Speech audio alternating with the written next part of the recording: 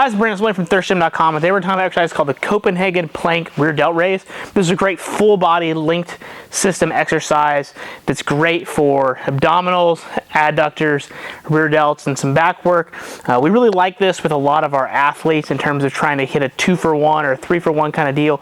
Might be in season, we're really busy, we're just trying to make sure we can kind of check a lot of boxes with just one exercise or having to put 3 together. This exercise fits the bill nicely. So I really like this exercise for my baseball and softball players in particular. They're in season, we don't see them a whole lot, so we're trying to think how we can address all of their needs with as much work as we can fit in, it's reasonable as possible, but also so they can recover.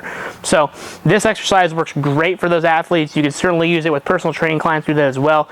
It's a pretty challenging exercise, so just make sure your athletes can do side planks, some Copenhagen planks relatively well and sturdy before they come to the exercise like this.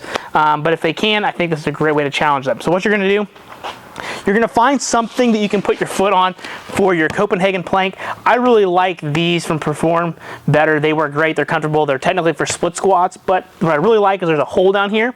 So it's very easy to put our leg through and not have to worry about our leg being in an awkward position with like a box or something. So what we're going to do is I'm going to put my foot here on the pad. I've already got it set to my height for me. And so since my right leg's on here, my right adductor is going to get to work. I'm also going to get left obliques as well. So you're going to start to see that sling system kind of come in, as we kind of mentioned earlier. And then a dumbbell for my rear delt raise part. So what we're going to do here, I'm going to put my leg through. And again, because like this would be like my regular side plank, it makes it easy. I don't have to have it up and out of the way. But again, modify as needed based on what equipment you have access to. And then start with a lighter dumbbell. This is not a hero exercise. So just find a good quality dumbbell that the technique can stay crisp and then go up as needed. So what you're going to do here is get in your Copenhagen plank. So I like to use my bottom leg support, help me get in position. Make sure my hip is forward, so we don't want to be in a V position. We want butt forward, so I should feel my glutes, should start to feel my adductors here, should start to feel my left obliques on this side, my underside, and I'm going to take that left leg off, hold it up. I'm still going to get a little bit adductor there, but not nearly as much as I am with this top one. Then I'm going to take the weight out in front of me, palms down, all the way up, and control back down.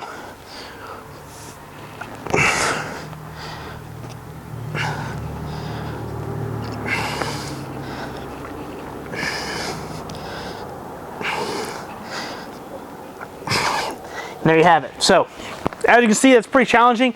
That's probably a weight that I would use for some working weight, honestly.